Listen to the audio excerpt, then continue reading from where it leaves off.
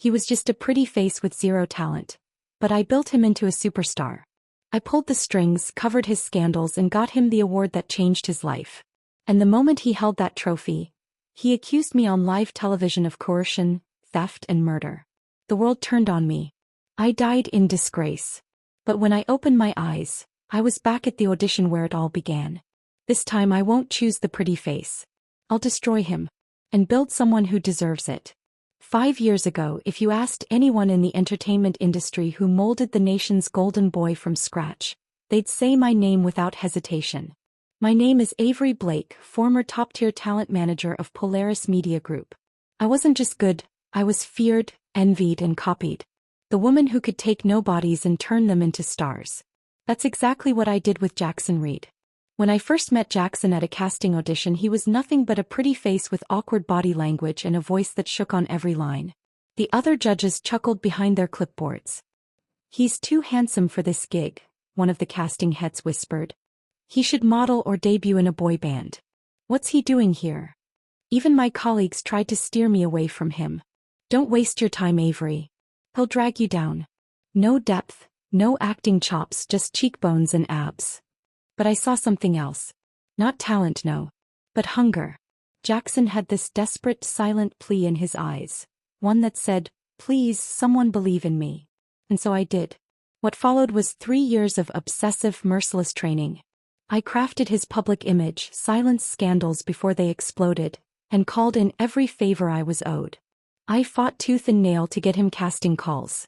I paid for his lessons when he slacked off. I stayed up reviewing audition tapes while he partied because relaxation fuels inspiration, as he liked to put it. And in the end, Jackson Reed won the Golden Apex Award for Best Actor. He stood on that stage in a black tuxedo I chose for him, framed under the spotlight I gave him. The audience sobbed. The applause thundered. Then he smiled and stabbed me in the back. "I'd like to thank my fans," he began tearfully, "and my late mother who I couldn't save because I was trapped in a contract with a manager who controlled every cent I made, who forced me to attend private dinners and act agreeable to get roles." I watched from the green room as his words burned through the air like acid. "Her death is on me, but it's also on her." He looked straight into the camera. And I knew he meant me. That night social media exploded. Hashtag Avery the Devil. Hashtag Justice for Jackson. Hashtag Murder by Greed. My inbox flooded with messages. Most of them saying the same thing. "You should kill yourself. You were jealous of his youth and beauty. He was a swan. You were the toad that dared dream." No one wanted to hear the truth. That Jackson's mother wasn't sick. She was addicted to gambling. She used fake hospital bills to extort money from him. I warned him over and over again, even confronted her once and forced her to leave town. But Jackson never forgave me for that. He thought I was cruel, that I tore apart his family. No. He never wanted the truth. He wanted someone to blame. By the next morning I was nothing. My contract was terminated. My name erased from press releases. My apartment door vandalized. My friends stopped answering. My parents received death threats. So I did what the world seemed to want. I locked the bathroom door, turned on the tap, and slid into the tub. I closed my eyes, feeling the cold water rise around me like a quiet grave. Then I opened them. And I was no longer in that bathtub. I was in the audition room again, 3 years ago. The smell of cheap cologne, the scrape of folding chairs, the murmured voices of hopefuls all returning with frightening clarity. I was back at the moment it all began. And this time I wasn't going to make the same mistake. "Ms. Blake," said Zoe, my assistant, still young and chatty in this version of reality. "This next guy, he's drop-dead gorgeous. Like, I don't care if he can't act level hot." She nudged me playfully. "Right up your alley." The door opened. There he was, Jackson Reed. A few years younger, still cocky, with his signature smirk already forming as he walked in. He stood tall, 6 feet 2 inches maybe, with sharp features, styled hair, and a jawline sculpted by the gods. Whispers fluttered around the room like moths to a flame. "He's too good-looking to be serious," someone muttered. Zoe leaned in. "He could just survive on his looks." I said nothing. I just watched. He launched into his scene, a clumsy monologue from King Lear of all things, and tripped over half the lines. His posture was stiff. His emotion, flat as a board. But he had confidence, strutting like he was already the main lead in a blockbuster. In my past life I had told him, "If you want to be an actor, I'll make you one." This time I held up the fail sign. Gasps rose from the panel. Even Jackson blinked, caught off guard. I can try another monologue maybe?" "No need," I said coolly. Zoe gawked. "Wait, Avery. Aren't you the queen of pretty boys? He's literally what you're known for." "I've changed," I replied. "He's not worth my time." Jackson's face turned red, his hands curling into fists. Mocking laughter followed him as he stormed out of the room, slamming the door on his way out. Next up was Caleb Knox. Nervous. Average height. Clean-cut face with soft brown eyes. Nothing flashy. No gasps or whispers. He stumbled into the room, nodded quickly, and began his monologue. It wasn't good, but he was trying. Really trying. I could see it in the way his hands trembled yet stayed at his sides. The way he paused to feel the emotions of the scene. His lines were shaky, but his eyes held a storm. The other judges shook their heads. But I held up the pass sign. Zoe looked stunned. That guy. He barely remembered his lines. "I'll work with him." In my past life, Caleb Knox didn't even make it through the first round. He had signed with a micro-agency, played extras for years. But I remembered what happened at the Silver Iris Film Festival. He'd been nominated for Best Actor. The movie flopped due to lack of funding, but Caleb was unforgettable. This time I would make sure the world saw it too. When I stepped outside after the auditions, someone blocked my path. Jackson. His eyes were wide, cheeks flushed with desperation. "Please, Avery. I'll listen this time. Whatever you want." I didn't even stop walking. "Get lost," I said. "As far away as you can." That same afternoon the trending news read, "Polaris Media passes on rising star Jackson Reed." What's Avery Blake thinking? My boss wasn't pleased. He called me into his office. "Are you insane?" he demanded, scrolling through viral posts. "You passed up on a man like that and signed some nobody with shaky knees?" "Watch your tone," I said coolly. "Caleb Knox will outshine every name in this building within 3 years." He laughed. "I'll believe it when I see it." "Fine. I'll stake my contract on it. If I'm wrong, fire me." That shut him up. When I returned to the hallway, Caleb was waiting, hands in his pockets, eyes low. "I'm sorry if I caused trouble," he said softly.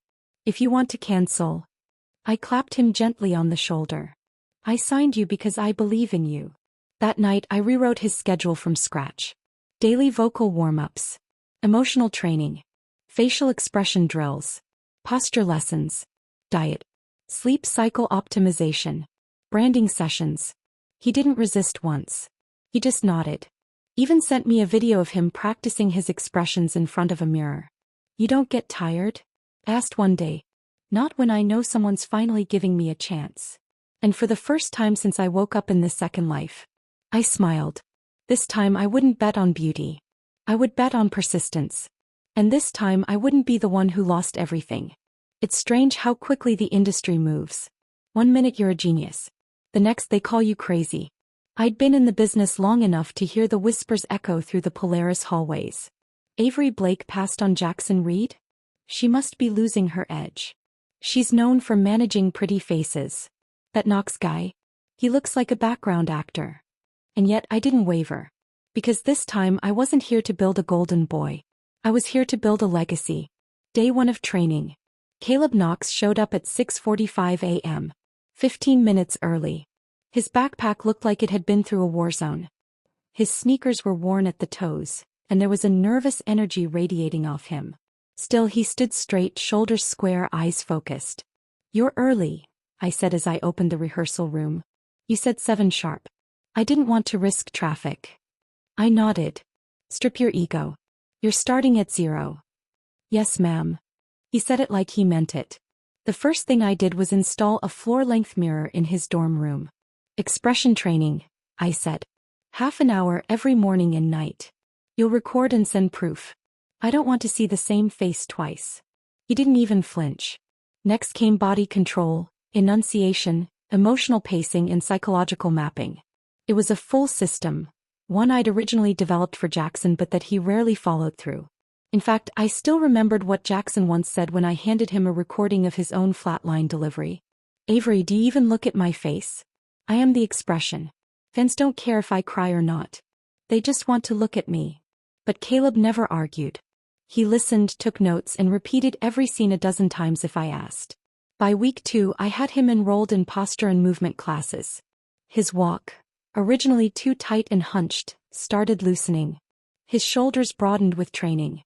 His gaze grew steadier. There was nothing flashy about him, no sparkly veneer. But he was consistent. And that was rarer than charm. One afternoon, as we reviewed a monologue scene, Caleb struggled to summon the right emotion for a grieving character. "Imagine you just lost the person who saw your worth when no one else did," I said softly. He paused. His jaw tightened. And then his eyes watered, not forced, not theatrical. "Again," I said. He did it again better. That night, I received his usual video. Him in front of the mirror cycling through 12 different expressions. I hit pause halfway through and leaned back in my chair. Something about his sincerity unnerved me. It reminded me of a boy I had met years ago. On the streets near campus. A kid practicing lines in front of a shop window, using the reflection as his mirror. I never got his name. But he had that same determined look in his eye. The online noise didn't stop. Hashtag Avery failed. Hashtag missed the star. Hashtag Knox not.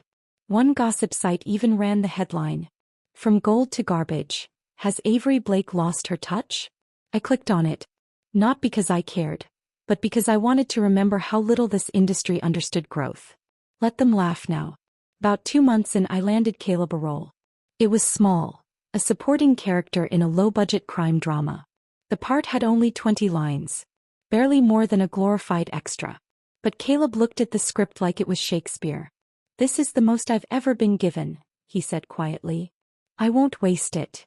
The next morning I found him already at the rehearsal room, running lines and practicing blocking. "You've got it memorized already?" I asked. "Almost. I've been working through the emotional pacing too. His motivation is clear, but I think I can add a layer of grief." I blinked. Who says that for a 20-line role? Jackson sure didn't. I remembered his first real part. It was a 4th male lead in a medical drama. The role had a beautiful death scene, a tearful confession, and enough drama to turn heads. But he scoffed at it. "This character isn't tragic enough. He's not even the lead. I'm too handsome to die in episode 3. He refused to do it. I had to beg the director for a different part. I'd even promised an endorsement deal on the side just to keep Jackson in the show. And now I was watching Caleb Knox pour his soul into a part with less dialogue than a product jingle. In contrast, Jackson Reed was dominating headlines again. His new manager, Brielle Sharp, had signed him with Orion Studios, Polaris's biggest competitor. Their PR team posted daily updates. Jackson on set, Jackson at a charity dinner, Jackson waking up shirtless with perfect bedhead. It was artificial. Polished to death. But the fans ate it up. Then, on a Wednesday afternoon while Caleb was rehearsing his role for the 3rd time that day, I got a call from my boss. "You're trending," he grunted. "Am I ever not?" He sighed. Jackson just posted a cryptic caption. "Some people don't know gold even when it glitters in their hands." He tagged Orion and dropped your initials. I didn't respond. He added, "He's trying to bait you. You sure you want to keep betting on this Knox kid?" "Yes." "You really think he's going somewhere?" "I don't think." "I know." Later that week, Caleb's scene aired. It was brief but memorable. The audience didn't even know his name, but the comments flowed in. "Who's that guy?" He felt real. "I don't know his name, but I cried in that scene." Hope to see more of him. Polaris's casting department, who had mocked me weeks ago, began sending me emails. "We'd love to consider Mr. Knox for this project. Any chance Caleb is free next quarter?" And yet, in the same breath, some still questioned me. "You got lucky," someone said during a staff lunch. "The kid's decent, but let's be honest, he doesn't have star quality." "Maybe not yet," I replied. "But he's teachable. Loyal. Relentless. You can build that. Can't build charisma. Can't fix arrogance either. We tried that already, didn't we? That shut them up." One evening, Caleb stayed after training helping clean up the rehearsal space. "You don't have to do that," I said. He shrugged. "I don't mind. This place gave me a shot. Least I can do. I studied him for a long moment. He was ordinary. No fan base. No scandals. No glitter. But he showed up. Every single day. No complaints. No entitlement. And somewhere deep inside I knew. This time I wasn't nurturing a viper. This time I was growing a star. But not everyone was happy with that. As Caleb's name quietly gained traction, a familiar figure returned to Polaris's front lobby. Jackson Reed. He was in sunglasses and a designer coat, surrounded by flashing cameras. His new manager smirked at the press. A little reunion, Brielle said sweetly as I passed. Jackson just wanted to visit some old friends. He locked eyes with me. The same way he had years ago before the betrayal. Except this time there was something else there. Something faintly nervous behind the arrogance. I was stupid before, he said quietly when he caught me alone in the corridor. I know that now. I said nothing. I'll listen this time, Avery. Really. I'll do whatever it takes. I looked him up and down. Same perfect face. Same empty promises. No, I said flatly. His smile faltered. You don't want to see me succeed? I don't want to waste my time.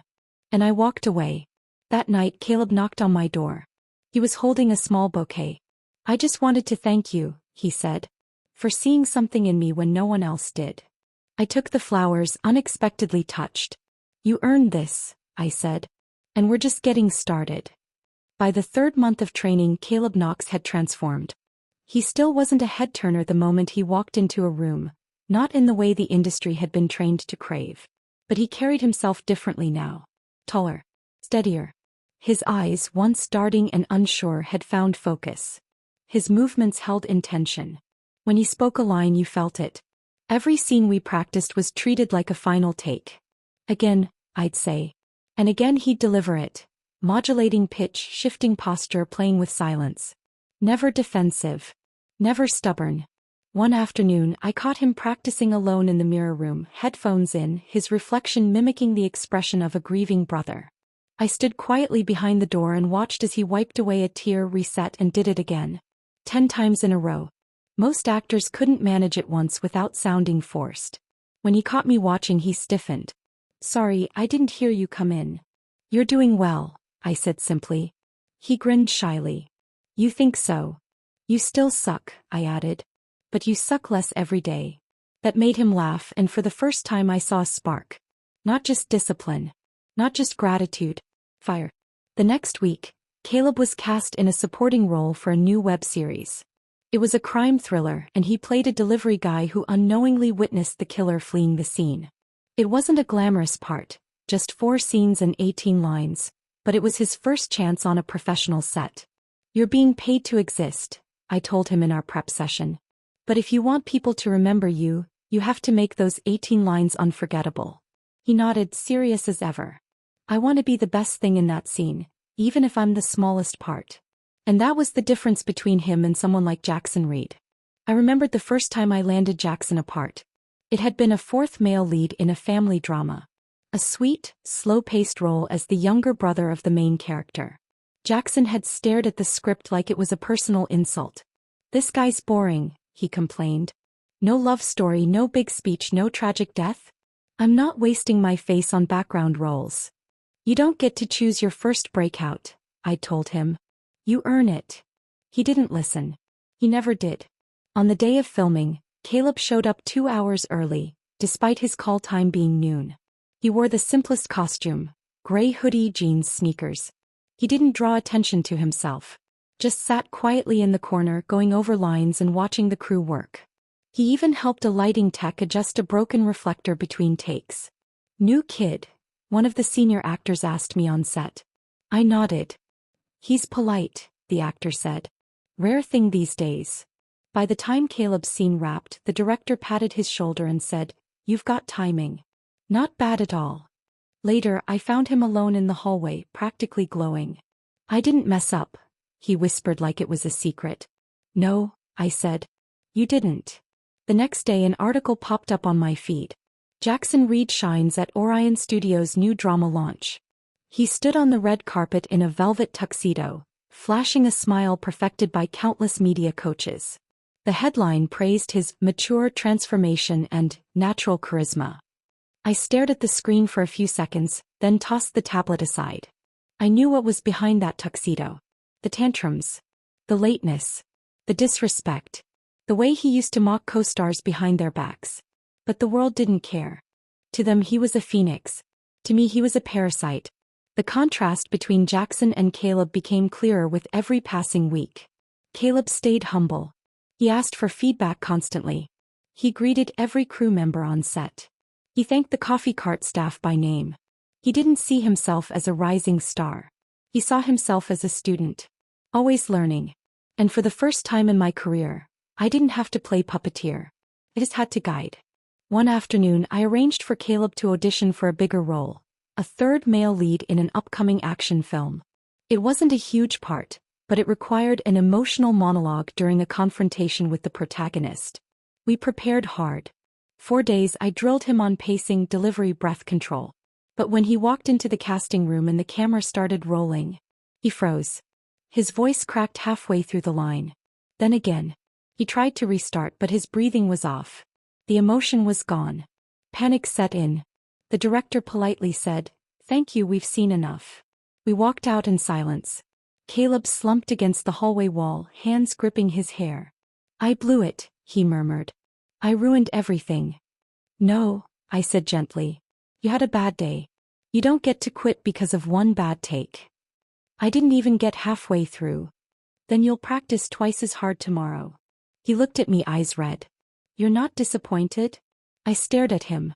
"Do you think I've never failed before?" He shook his head, swallowing hard. "I just don't want to let you down." "You won't," I said. "Not unless you stop showing up." Just then a voice interrupted us. Well, if it isn't Polaris's princess grooming her little underdog." I turned. Anna Vale stood across the hall, flanked by 2 Orion staffers. Her red lipstick was flawless. Her sharp smile venomous. "The new manager of Jackson Reed." "What a sweet little pep talk," she said. "Too bad the role already went to someone who can handle pressure." She didn't say the name. He didn't have to. A moment later Jackson emerged from the casting room. His posture perfect. His smile arrogant as ever. But when he saw me his expression shifted. He walked over slowly, stopping just short of where Caleb and I stood. "I heard your boy stumbled," he said, tone mock sympathetic. "It's hard being the underdog, huh?" Caleb said nothing. I stepped between them. "You here to gloat or still trying to impress me?" His eyes narrowed. "This time I'll listen," he said quietly. "If you sign me back, I'll do whatever you say. No more shortcuts. No more attitude." He looked sincere. But so did he when he stood on that award stage and stabbed me with a speech. I didn't flinch. "I've already got someone worth my time," I said. And with that I turned my back on him. The next morning Jackson posted a photo of himself holding the script for the action film. Shirtless, of course, with the caption, "Some people don't know a diamond even when it's in their hands." It went viral in hours. His fans flooded my inbox with messages. "You're the dumbest manager alive. You should have never let Jackson go. Knox who? Oh." But what none of them noticed was this. The hashtag Caleb Knox also began trending. A clip from his 18-line delivery role had quietly made its way to a popular acting blog. The headline, "Breakout Potential? Watch this actor do more in 40 seconds than some leads do in 2 hours." The comments were curious, intrigued, supportive. And by evening he had gained 12,000 new followers. I found Caleb in the training room that night. He was practicing that same emotional monologue again, this time hitting every line with heartbreaking sincerity. He looked up when he saw me. "Do it again," I said. He nodded, reset, and delivered it flawlessly. Success in this industry isn't a straight line. It's a brutal, twisting climb where the most dangerous thing isn't failure. It's visibility. The moment Caleb Knox started drawing attention, I knew the piece was over. The morning after Caleb's viral clip hit 500,000 views, our office received 2 retraction calls. The first from a brand that had previously offered Caleb a deodorant commercial. "We're going with someone more familiar. Jackson Reed just became available." The second was for a side role in a medical drama. "Sorry, last-minute casting change. We've decided to go with someone who already brings an audience." They didn't even pretend. Jackson wasn't just watching from the sidelines, he was blocking every step forward. He's afraid, I told Caleb in our next meeting. You're rising. He's slipping. Fear makes people dangerous. Caleb's brows furrowed. So what do we do? I slid a pamphlet across the table. Rising Spotlight. A competitive reality show where promising actors battled in live performance rounds for a coveted studio contract and industry exposure. This isn't just a TV show, I told him. It's a war zone with cameras. You win this and no one will see you as a nobody again. He stared at the pamphlet for a long moment, then nodded. I'll do it. The moment we walked onto the set of Rising Spotlight, I saw her. Anna Vale. Red pantsuit. Perfectly coiled bun. That same smug glint in her eye. And right behind her, Jackson Reed, all smugness and bone structure, draped over a chair like a model in a cologne ad. The other contestants whispered in awe. Is that really Jackson Reed? I thought he didn't need shows like this. He's so gorgeous in person. Anna caught my gaze and offered a slow clap. You brought the background extra to a lead audition, she said with a smirk. Admirable. Funny, I replied. You brought a statue to an acting competition. She smiled wider. Oh, but mine moves now. He's gotten better. You'll see. The show had 2 special additions to the judging panel this season. Mr. Liang and Ms. Guo, 2 legends in their own right. I had introduced Jackson to them in my first life. Back then he had been 15 minutes late and played with his phone through the meeting. They scolded him for 2 straight hours. He never forgave them. And now they were back, sharper and more respected than ever. The producers, as expected, placed Anna and me side by side in the observation lounge, right in front of 2 high-resolution cameras designed to catch every eye roll and smirk. The first challenge began. Each contestant had to perform a short dramatic monologue with no props, no costume and no support. Raw performance only. Caleb's name was drawn to go first. He stepped into the spotlight. The prompt: a man grieving at his wife's grave. The stage was silent. Then Caleb began. His shoulders hunched with invisible weight. His voice trembled, not from nerves but grief. When he dropped to his knees mid-sentence, it wasn't for effect. It was earned. Every word landed like a slow echo in a funeral hall. When he whispered, "Why did you leave me when I finally learned how to stay?" Even the camera crew held their breath. When he walked off stage, the room stayed silent for a beat longer than necessary. Mr. Liang murmured, "That boy has depth." Anna scoffed quietly. Then it was Jackson's turn. His prompt: a detective interrogating a murder suspect. He swaggered into the spotlight, back straight, hair artfully messy, jawline angled precisely to the left, his good side. From the moment he opened his mouth, it was clear. He was playing a detective, not being one. His voice barked. His movements were big, showy. He circled an imaginary suspect, pausing often to flex his expression into a dramatic scowl, then angling toward the camera for full effect. Anna clapped. Look at that screen presence. I didn't respond. Because while Jackson's performance wasn't technically bad, it was hollow. Beautiful but empty. When the judges gave feedback, Mr. Liang was the first to speak. Jackson, you have a commanding presence, he said politely. But I found myself focusing more on your movements than your delivery. Acting isn't about angles, it's about truth. Jackson blinked. Ms. Guo added, in contrast, Caleb's portrayal felt intimate. He invited us in.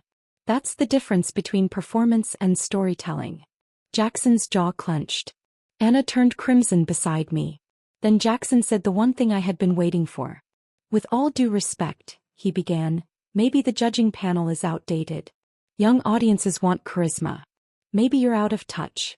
The room went dead silent. Mr. Liang's face didn't move. Charisma fades. Substance doesn't. The moment the round ended, Anna dragged Jackson backstage. 2 days later, the footage leaked. Not just his performance, but the after-show confrontation caught on a crew member's phone. You don't understand modern acting. I'm the reason this show is trending. Why are we pretending these nobodies can act? Within hours, it was everywhere. Hashtag Jackson Reed exposed. Hashtag entitled not talented. Hashtag veteran disrespect. His fans, once rabidly defensive, were now split. I still love him, but he was out of line. He thinks he's better than everyone just because he's hot. That other guy, Caleb? He was way better. Anna's team tried damage control. They released a statement blaming editing manipulation and claimed Jackson was deeply remorseful. But it was too late. I had already done my part behind the scenes. One of my interns at Polaris had a cousin on the editing team. Another was running a fan analysis account with 80K followers. We made sure the raw clips trended. We made sure the backlash didn't die too fast. If they wanted a war, I'd give them a war. Meanwhile, Caleb's performance quietly earned him a growing online fan base. People weren't obsessed with his looks. They were fascinated by his sincerity. I watched Caleb's monologue 5 times. It wrecked me. This guy's the real deal. Can't wait to see more. Finally, someone who's not just a pretty face. Polaris received 3 new role offers for him within 48 hours. None of them huge but all respectable. More importantly, producers were curious. And curiosity is currency in this business. One afternoon I found Caleb sitting alone backstage before the next group performance. He was curled into himself, staring at the floor. Nervous? I asked. He nodded. It's okay to be nervous, I said. But never let anyone mistake it for weakness. He looked up. I just keep thinking about last week. Everyone's watching now. One wrong move. You're not Jackson, I said. You don't crumble under weight. You carry it. He smiled faintly. Thanks for not giving up on me. I shrugged. I don't give up on investments that yield results. He laughed. That's your version of a compliment? You'll learn to take it. The next group challenge was deliberately engineered to be explosive. The producers placed Jackson and Caleb in the same performance group. Jackson, of course, was given the lead role, an undercover cop. Caleb was cast as a hostage. 1 line. 30 seconds of screen time. Anna met me backstage with a smirk. Sorry, Rachel, she said. But with Ethan leading, your boy's just a prop. I didn't flinch.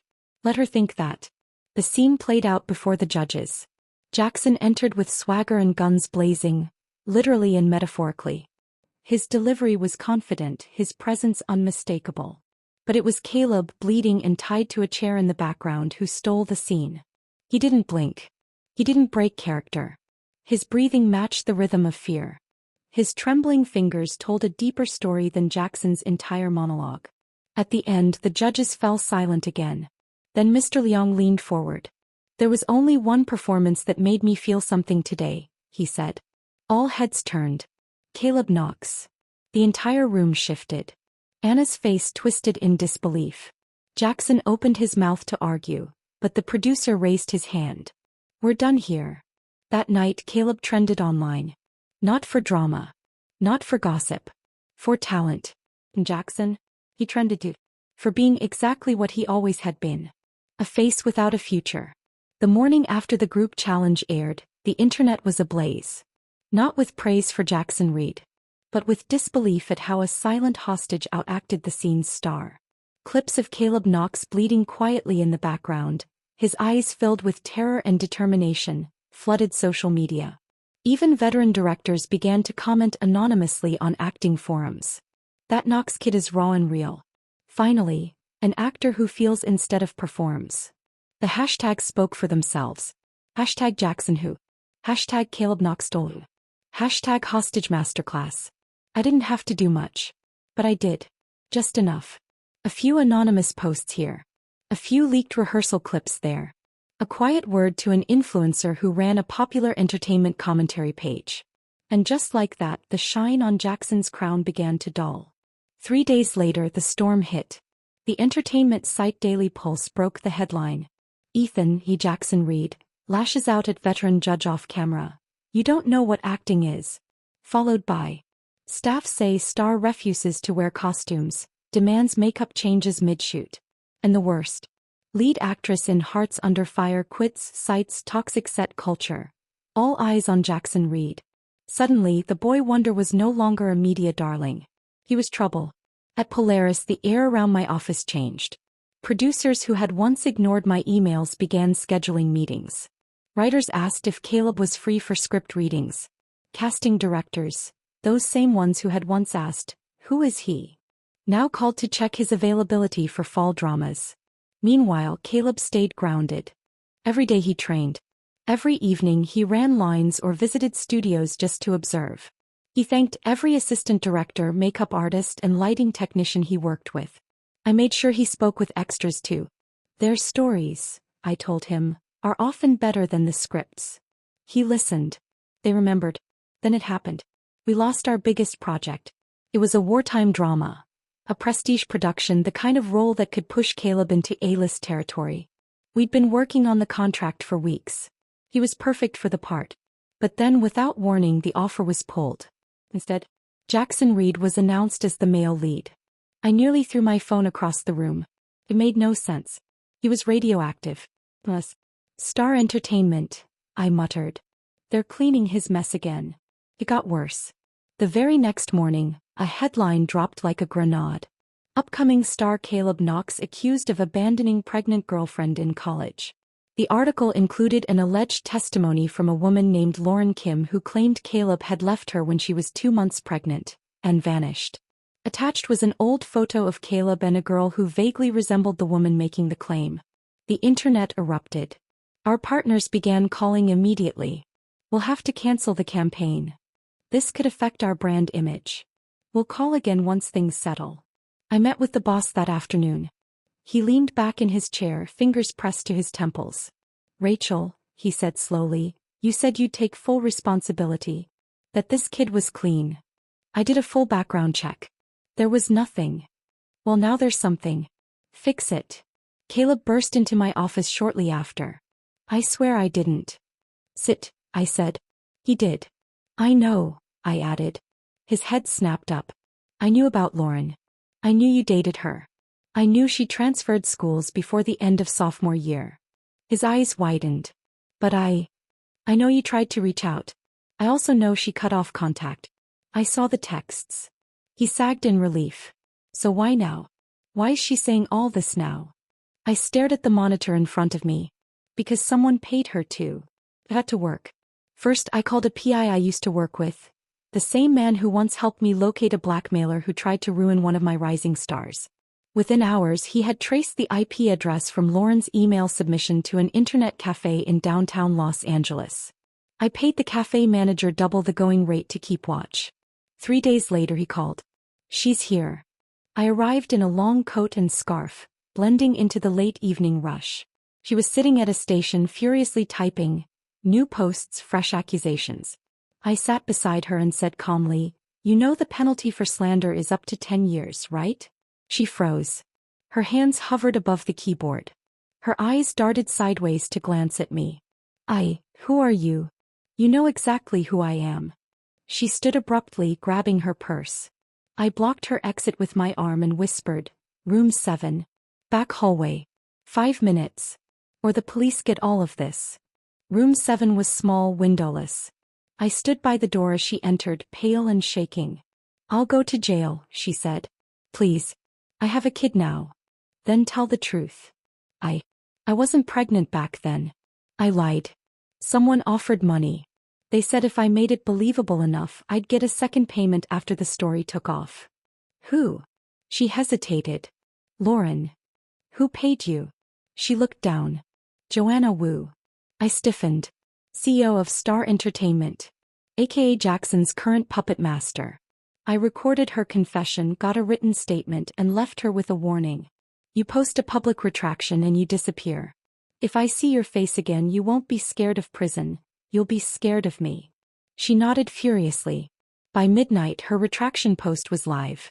I want to apologize to Caleb Knox and his team. The accusations were false. I was approached by an agent from Star Entertainment and offered compensation to fabricate a scandal. The comments were mixed. Some were relieved. Others said it was too late. Why would she lie unless someone told her to?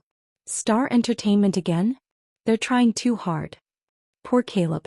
First they steal his role. Now this. The damage had been done. But so had the first cut in Star Entertainment's glossy image. That night I called Caleb into my office. He stood at the doorway, stiff, uncertain. You were right, I said quietly. They're scared of you. His face was pale. So what now? I handed him a new script. What's this? Your next role. He opened the packet and read silently. His fingers trembled. This is lead, I confirmed. Low budget. But good writing. Good director. And they want someone who can act. Not someone who takes his shirt off mid-dialogue. He exhaled deeply. I don't know what I'd do if you hadn't believed in me. I looked at him. Really looked. Not the posture. Not the voice training. Not the rehearsed lines. Just him. Caleb Knox. The boy who started with nothing but hunger and humility, and now had the eyes of the industry on him. You'd have kept going, I said finally. Because that's who you are. The war wasn't over. But the tide was turning. And Ethan, Jackson Reed, was starting to drown in a spotlight that was no longer his. A retraction clears a name. But it doesn't erase the stain. Despite Lauren Kim's public confession and the clear link to Star Entertainment's manipulation, the damage to Caleb Knox's reputation lingered. Quiet doubts. Hesitant endorsements. Soft rejections that said more than they appeared to. And I, Rachel Lane, talent manager, strategist, former star maker turned vengeance architect, was done playing defense. If they wanted war, I'd give them one. My first move? Dig into my past. You see, in my last life I spent years cleaning up after Jackson Reed. I buried nightclub brawls. Silenced waitresses he flirted with and discarded. Erased party photos that would have ended most careers overnight. I had backups of it all. Copies encrypted and hidden in drives labeled audit files, and client documentation. Now it was time to bring them back into the light. I started small. A low-quality clip of Jackson in a private lounge, shirt half open, pouring champagne over a crying fan while laughing, "You'll thank me for this tomorrow." Posted anonymously. Then a grainy voice memo of him bragging to another actor, "I don't even need to try. As long as I smile and flex my jawline, the audience melts." Another clip. Another leak. They spread like wildfire. The press picked it up first. Shocking videos emerge. Is Jackson Reed just a pretty face with a rotten core? Sponsors began pulling out. One endorsement deal, an athletic shoe brand, quietly deleted every photo of him from their socials. A cologne brand replaced him with a footballer. His fan base began to fracture. Star Entertainment scrambled. Their PR team pushed out apology statements, claiming the footage was selectively edited and from years ago. But the fire had already spread. Damage control only works when the public wants to forgive. And people were tired of forgiving Jackson Reed. Their next strategy was textbook desperation. Stage-managed redemption. Jackson was filmed doing charity work with orphan children, planting trees in rural towns and serving soup at a shelter. His hair, once dyed and styled to perfection, was now unkempt in a boy-next-door aesthetic. He smiled into the cameras like a repentant saint. But you could see it in his eyes. Resentment. He hated the pity. The humility. The script. And that's exactly what made it all so easy to destroy. While he performed sainthood, Caleb worked quietly. No paparazzi. No drama. He trained, acted, and showed up. Every set he joined, he thanked the crew before he left. He didn't complain when a trailer lacked heating. He didn't pout when he was asked to reshoot scenes in the rain. Word of mouth started to grow. He's respectful. He shows up early. He actually listens. Industry insiders whispered, he's like the old actors. No fluff, just work. Then came the big opportunity. A war epic, The Silent Valley, backed by 2 major studios and an award-winning director. They wanted authenticity over fame. Depth over glitter. Caleb was invited to audition for the second male lead. I reviewed the script and knew this was the role that would finally prove everything we'd worked for. There was just one problem. Rumor had it Jackson was being considered for the lead. I arranged a private dinner with the executive producer to discuss Caleb's audition. We met at an upscale restaurant downtown, a place dimly lit and frequented by industry veterans who preferred discretion. As I waited for the producer, sipping tea, I heard a familiar voice from the private room behind me. He's still trying to climb up. Let's just snip him at the knees before he figures out how to run. Jackson. I froze. I leaned slightly to the side, peering through the partition. He sat there, perfect posture, smug grin, across from Joanna Wu, CEO of Star Entertainment. They were laughing. He still doesn't understand how this game works, Joanna said. They all think talent is enough.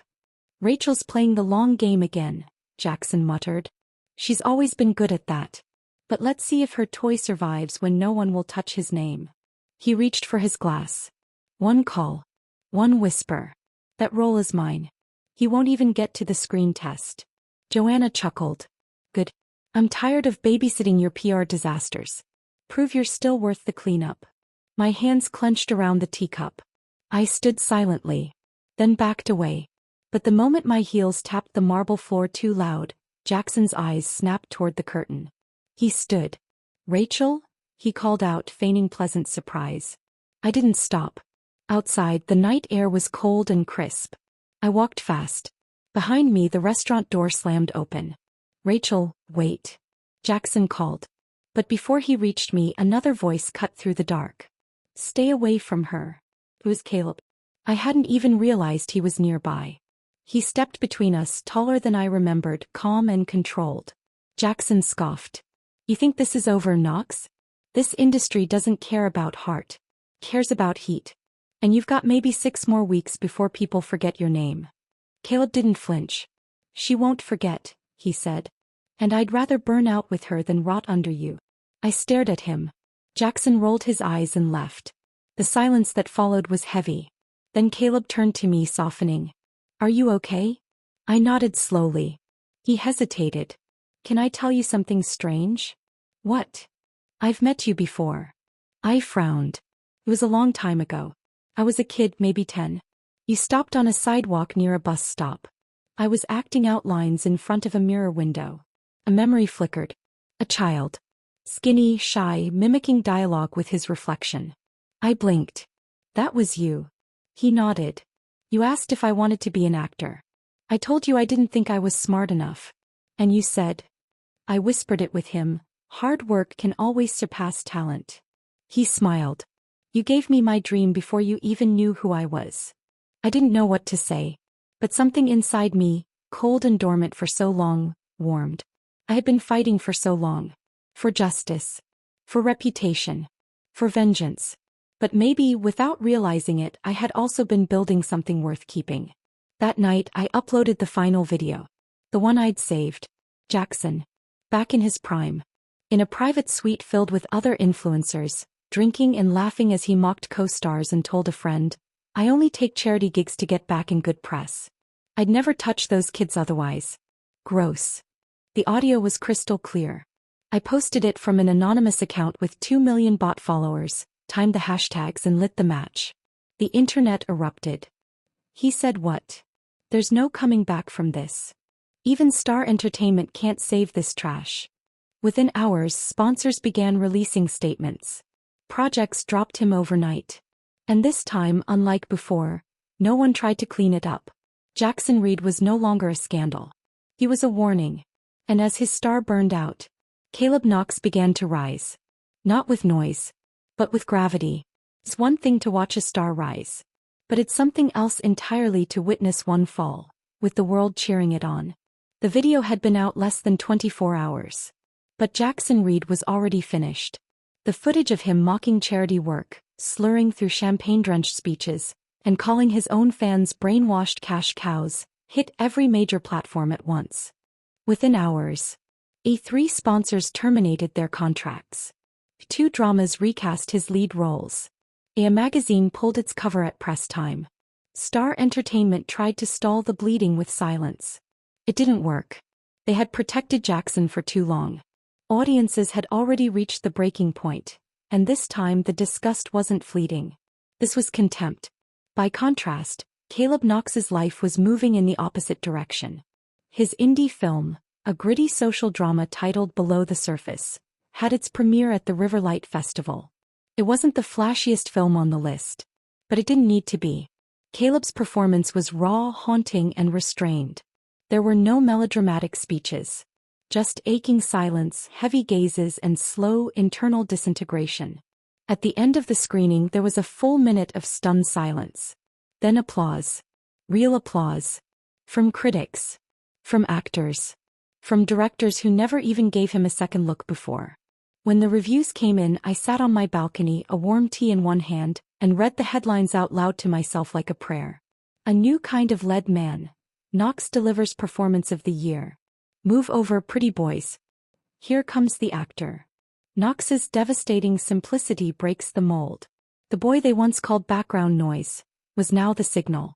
Meanwhile, Jackson began his redemption tour. Not because he wanted to, but as he had to. First came the livestream apology, an awkward, stuttering mess, where he tried to cry but couldn't summon a single tear. "Hi everyone," he began, eyes darting off camera. I'm really sorry. I was young. I didn't know better. I've changed." The comments scrolled fast. "You're 26. Not 12. Crocodile tears. Where's the Oscar?" He ended the stream early. Next came a forced public apology letter. Clearly not his handwriting. Then photos surfaced of him handing out food at shelters, visiting rehab clinics, attending children's hospitals. But it was all too perfect. Too posed. His shirt always slightly wrinkled. His face always camera-ready. A bottle of mineral water always held just right in the frame. No one believed a word of it. In the middle of this, Star Entertainment made their final move. They partnered with a national charity that supported children with intellectual disabilities. They sent Jackson to a small village school as a volunteer art teacher. They gave him a script. Teach, smile, be humble, livestream daily. He obeyed. What choice did he have? His career depended on it. But even that he botched. One of the live streams caught him whispering off camera, "I swear if one more kid throws paint on my shoes, I'm out." Clipped. Doomed. While Jackson played charity saint for the cameras, Caleb was doing the real thing. Not because it was a PR stunt. Because he wanted to. He was invited to join a campaign by the Rural Futures Program, an initiative to raise funds for schools in the Northern Highlands. He spent 3 weeks traveling with them, visiting small villages, giving acting workshops to students, and listening to the stories of abandoned communities. Not once did he post about it. But I did. And the public noticed the difference. Look at Caleb's face. No camera. No press. Just there. This is what real care looks like. Give this man the roles. All of them. Even my boss, once a doubter, dropped by my office to say, "You picked a gem, Rachel." Didn't see it back then. I see it now. Caleb came back from the campaign sunburnt, exhausted and glowing.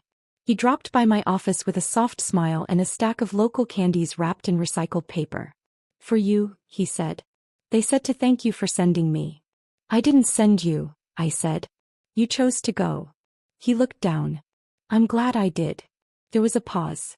Then he added, "One of the boys I met, he said he wants to be an actor someday. He asked if he needed to be handsome to do it." "What did you tell him?" "That it helps," Caleb said, then grinned.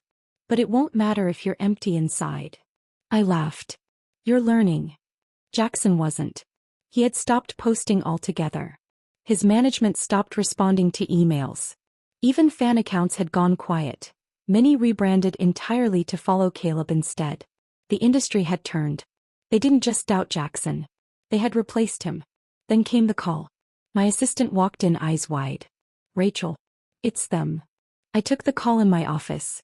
On the other end, the executive producer of Ashes and Empire, one of the most ambitious historical epics of the decade. "We need someone who can hold stillness," he said. "Someone who doesn't overpower the scene but sinks into it." He didn't even say Jackson's name. Only Caleb's. "We want to offer him the lead," the producer said. I didn't hesitate. "He's ready." Later that evening, I sat with Caleb on the rooftop garden outside the agency building.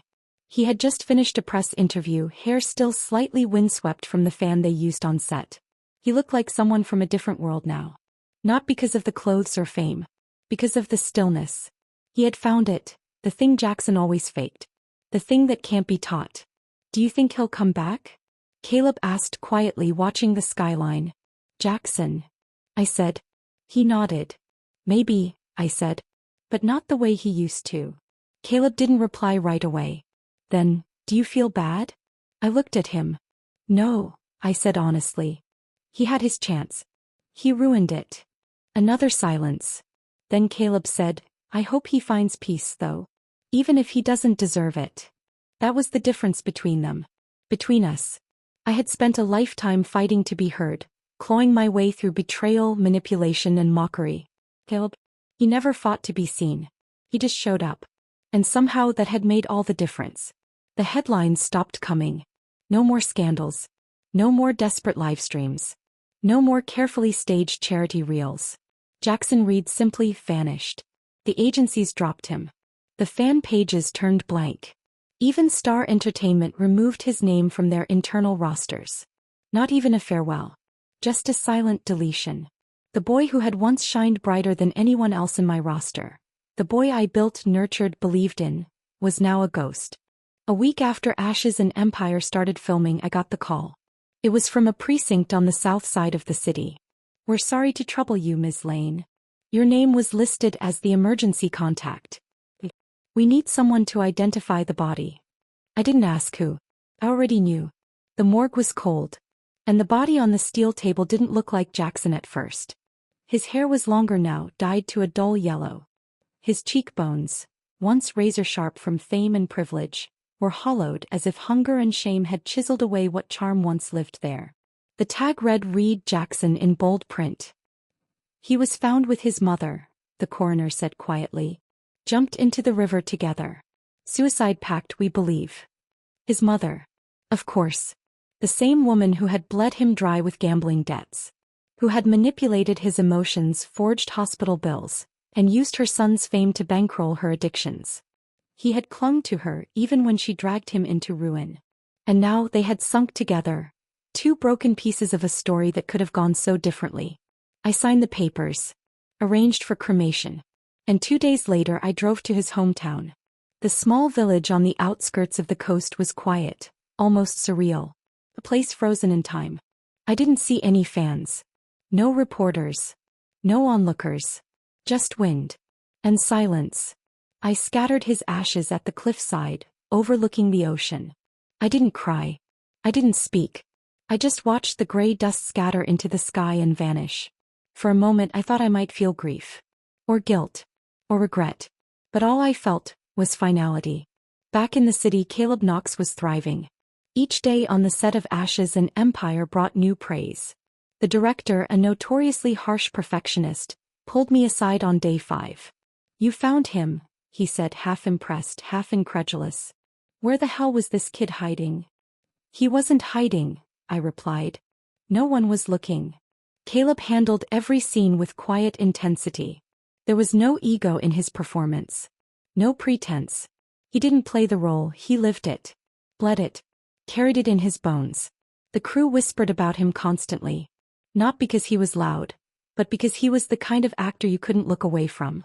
On set, Caleb wasn't just earning respect, he was building loyalty. I noticed how the costume designer smiled at him differently. How the assistant director trusted him with timing. How even the extras greeted him like he was one of them, not above them. Because he never acted like he was anything but lucky to be there. And yet he deserved to be there more than anyone. He didn't need to posture. He didn't need to remind people he'd been nominated or gone viral. He just showed up. He did the work. And the industry? It noticed. Then came awards season. Below the surface, the indie film that started it all had become a sleeper hit, sweeping critics' awards and gaining momentum fast. When the nominations for the Orion Screen Honors were released, Caleb's name was right there. Best Lead Actor, Caleb Knox, Below the Surface. I saw it before he did. When I showed him the list, he just blinked. "Is this real?"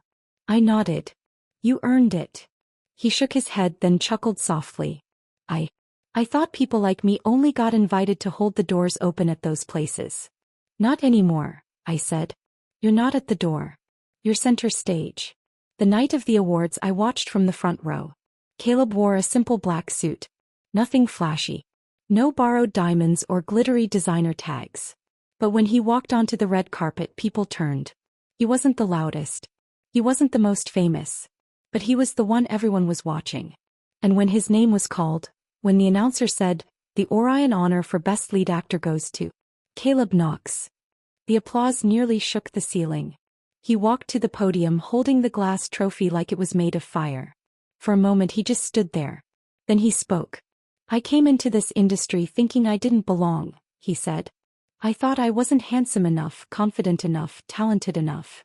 He looked into the audience and right at me. But one person saw me. One person believed in me when no one else did. His voice wavered. She taught me to work harder, to dig deeper, and to respect every inch of the ground I stand on. He held up the trophy. This belongs to Rachel Lane. Without her, I wouldn't be here. The crowd erupted. I didn't clap. I couldn't. My hands were shaking too much. 2 weeks later, I moved into my new office. It was right next to the CEO's. Polaris had finally given me the title I once held by reputation alone. Gold medal manager. Before I had been feared. This time I was respected. I stood by the full-length window overlooking the skyline and allowed myself one long breath. I had reached this level once before.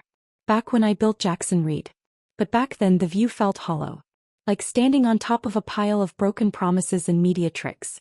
No, it felt earned. I kept a photo of Caleb's award speech on my desk. Not the trophy, not the article, just the photo. Him smiling. Looking small and grateful even while holding the world in his hands. It reminded me of the journey. Of the decisions I'd made. And of the single truth I had learned across 2 lifetimes. Pretty faces fade. Substance doesn't. My phone buzzed. New script offers. New casting requests. Invitations to judge competitions. Even a publishing house asking if I'd write a memoir. I smiled. But didn't answer. Not yet. Outside my office, Caleb walked by. He peeked in holding 2 coffee cups. "Morning," he said, lifting one. "Thought you might need this." I took it, our fingers brushing briefly. "Thanks. You ready for the next one?" he asked. "Always." As I sat back watching him disappear down the hallway, I realized something. I had been given a second life. Second chance. And this time I chose right. I never looked back. The end.